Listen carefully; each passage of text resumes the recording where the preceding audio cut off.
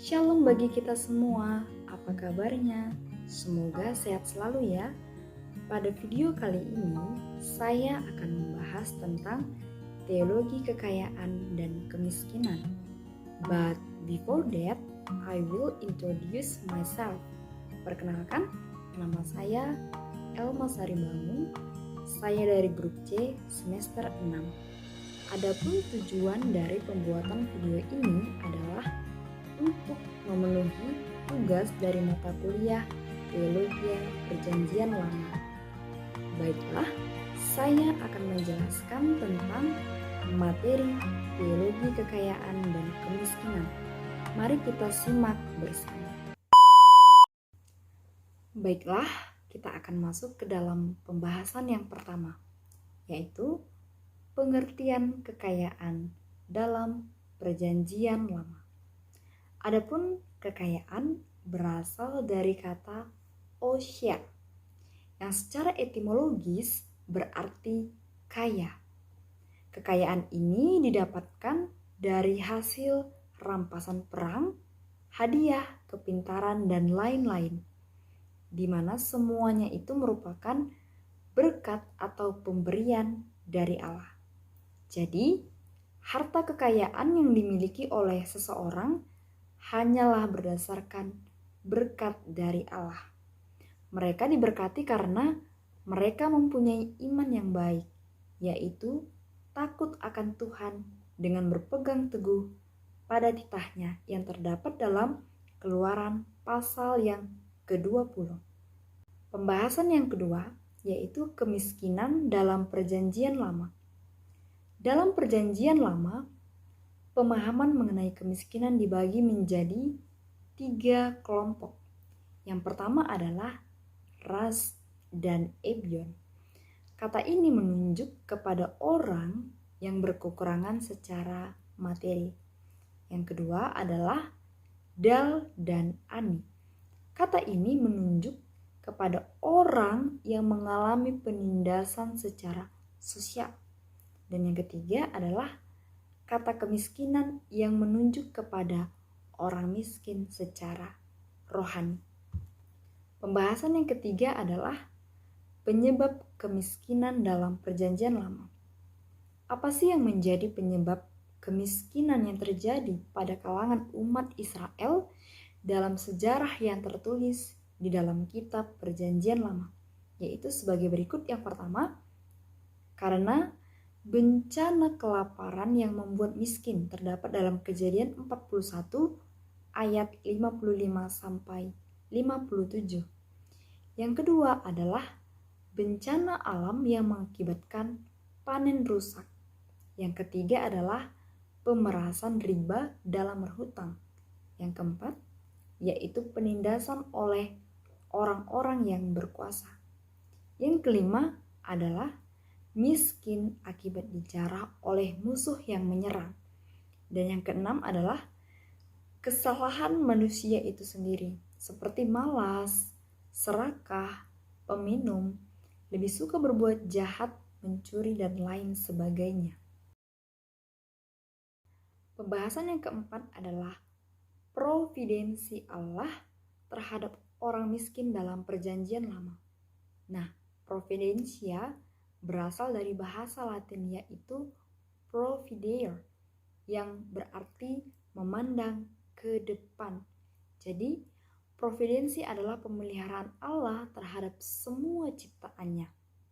Adapun wujud dari pemeliharaan Allah terhadap orang miskin ialah Tuhan telah menetapkan perundangan hukum yang adil yang berkenan dengan umatnya.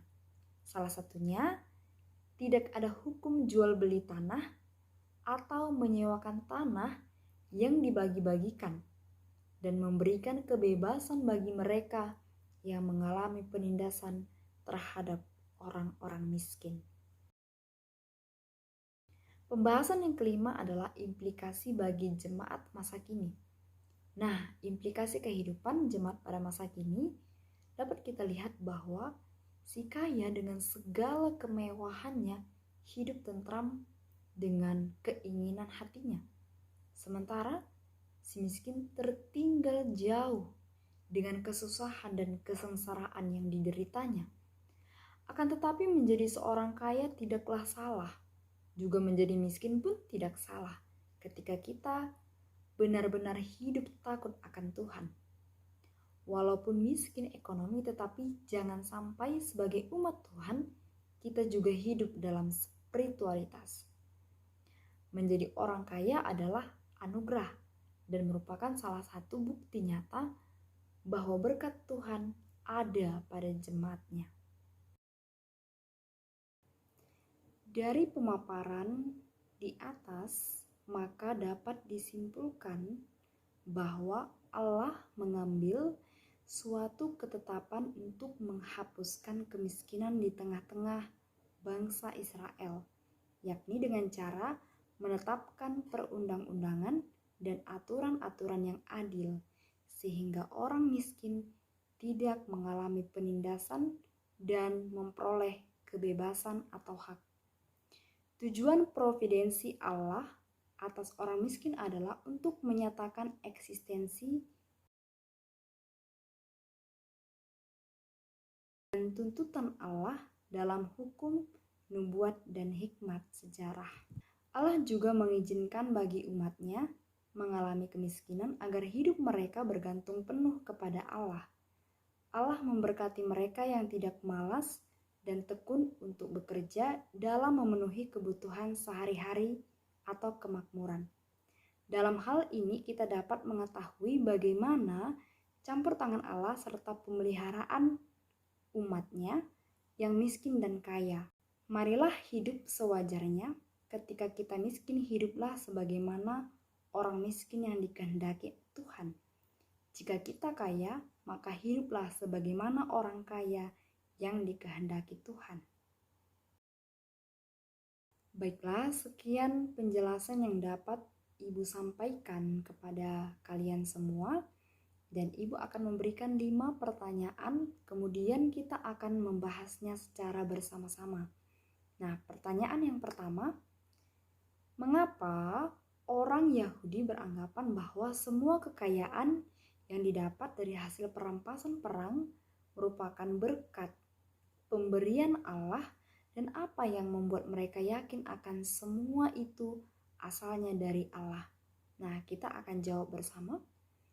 Orang Yahudi beranggapan bahwa semua kekayaan yang didapat dari hasil perampasan perang merupakan berkat atau pemberian Allah karena mereka mempunyai iman yang baik, yaitu takut akan Tuhan, dan yang membuat mereka yakin akan semua itu asalnya dari Allah ialah karena ketika mereka mendengarkan suara Tuhan, disitulah mereka mendapat berkat dari Tuhan.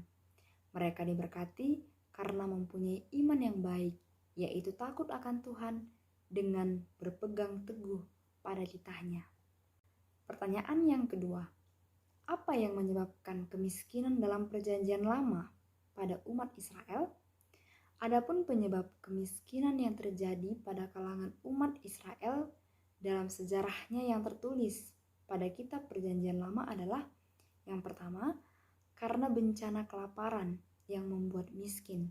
Terdapat dalam Kejadian 41 ayat 55 sampai 57. Yang kedua, karena bencana alam yang mengakibatkan panen rusak. Yang ketiga, pemerasan riba dalam berhutang. Yang keempat adalah penindasan oleh yang berkuasa. Yang kelima adalah miskin akibat dijarah oleh musuh yang menyerang. Yang keenam adalah kesalahan manusia itu sendiri, seperti malas, serakah, peminum, lebih suka berbuat jahat, mencuri, dan lain sebagainya. Pertanyaan yang ketiga, apa berkat yang diberikan Tuhan kepada umatnya pada saat itu? Kita akan jawab bersama. Adapun berkat yang diberikan Tuhan kepada umatnya pada saat itu yang bersifat material seperti banyak ternak, banyak perak, banyak emas, dan lain sebagainya. Mereka diberkati karena mereka memiliki iman yang baik, yaitu takut akan Tuhan, dan moralnya pun penuh dengan kebajikan. Contohnya, tokoh yang dapat kita lihat di dalam perjanjian lama, yaitu Abraham, Ayub, dan lain sebagainya.